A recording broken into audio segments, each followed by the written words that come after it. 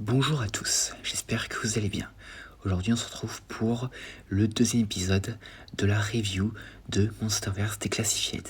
Et nous attaquons aujourd'hui à Behemoth. Et donc commençons. Et comme pour la précédente vidéo, une alerte spoiler est de mise étant donné que ce comics vient de sortir. Et donc commençons. Une légende amazonienne parle d'un arbre qui contenait autrefois tout le bien du monde. Des hommes, en quête de ses richesses, évitèrent son gardien et l'abattirent. Les eaux qu'il contenait, aujourd'hui le fleuve Amazon, se déversèrent et répandirent toute la bonté à travers le monde. Le gardien en deuil devint un vagabond. Dans le présent, des hommes armés de haches sont arrivés en Amazonie pour achever le travail. Dans une zone défrichée de la forêt, deux hommes en quad poursuivent un homme et une femme. Ils tirent sur l'homme, le tuant. La femme s'arrête et tend un téléphone avec lequel elle diffuse en direct. Avant qu'ils ne puissent l'atteindre, la patte de Behemoth s'abat sur eux et les écrase. Le titan, consterné par les dégâts infligés à l'Amazonie par les humains, erre dans la plaine, les arbres poussant sur son passage. Il s'allonge pour se reposer et se réveille pour découvrir la forêt entièrement repoussée autour de lui. Un groupe de défenseurs de la forêt, dont la femme qui l'a sauvé, lui ont construit un lieu de repos. En se relevant, Behemoth aperçoit un barrage et le détruit. Mais alors qu'il s'éloigne, Amoulouk, cherchant à répandre des inondations et des toxines, arrive en Amazonie et est mécontent de voir que Behemoth est en train de guérir la terre. Il défie alors le titan mammifère, tendant un bras que Behemoth enjambe. Mais le coup suivant d'Amoulouk brise la défense gauche de Behemoth et un second coup le rend inconscient. Lorsque Behemoth reprend conscience, Amoulouk a disparu. Sentant Godzilla, il comprend que le roi des monstres est venu le sauver. Et Behemoth se sentit fier d'avoir été sauvé par le roi.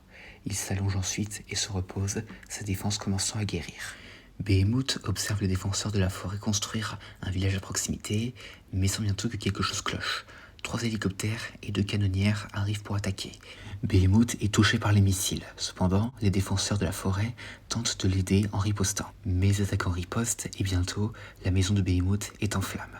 Ému par le sacrifice des humains à ses côtés, le titan se lance dans la bataille. Il fracasse son hélicoptère avec sa défense et piétine les hommes armés. Puis, il brise un des navires en deux et jette les morceaux sur un autre navire et un hélicoptère. Le dernier hélicoptère part en retraite rapidement. Behemoth fixe ensuite les défenseurs de la forêt et semble croiser le regard de la femme qu'il avait rencontrée plus tôt. Leur alliance pleinement forgée, les défenseurs de la forêt reconstruisent le foyer de Behemoth. La défense qu'il avait perdue se régénère pleinement et la forêt qui l'entoure continue de prospérer. Et il fournit aux humains des excréments fertilisants qu'il charge sur des barges, répandant ainsi son don ailleurs. Il découvre ensuite sa défense brisée, plantée dans le sol, sur laquelle poussent des arbres, en dessous une pancarte indiquant au sanctuario de Alvo de Malfine, ce que l'on peut traduire par le sanctuaire de l'arbre d'ivoire, tandis que les nouveaux venus au sanctuaire labourent leurs champs, il rugit vers le ciel.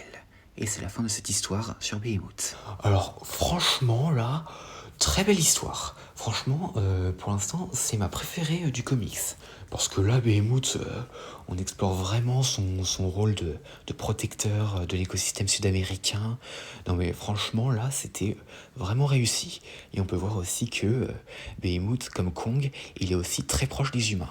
Et maintenant, on veut voir Godzilla être très proche des humains aussi, hein. Et surtout ceux dans Godzilla 2. Mais bref, sujet à part. Et donc du coup, comme on peut le voir, on peut réassister à l'affrontement entre Behemoth et Amoulouk qu'on avait pu voir dans Godzilla Dominion. Et d'ailleurs, on peut voir que Behemoth, apparemment, il était inconscient quand Godzilla est passé. Et donc, apparemment, il l'aurait pas vu passer, ce qui d'ailleurs, au passage, est un peu incohérent avec Godzilla Dominion, parce que comme on peut voir dans Godzilla Dominion, Behemoth, il était debout quand Godzilla était encore dans le coin. Mais bon, en tout cas, on peut voir aussi que Behemoth est très loyal envers Godzilla. Contrairement à Scylla, il ne se retournera jamais contre lui.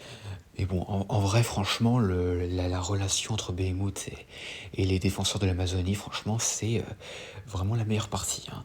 Surtout quand ils coopèrent ensemble contre les attaquants. Et surtout, la dernière scène avec l'arbre en ivoire, là, comme ils l'appellent. Franchement, c'était très stylé, hein, là, de voir la défense transformée en monument, là, comme ça. Franchement, j'aimerais bien voir ça un jour en live action, hein, si un jour il nous emmène sur les terres de Behemoth dans un film ou autre. Et au passage, hein, d'ailleurs, même si c'est pas mentionné dans le comics, mais Behemoth, il était toujours réveillé quand Godzilla a ordonné au titan de retourner en hibernation.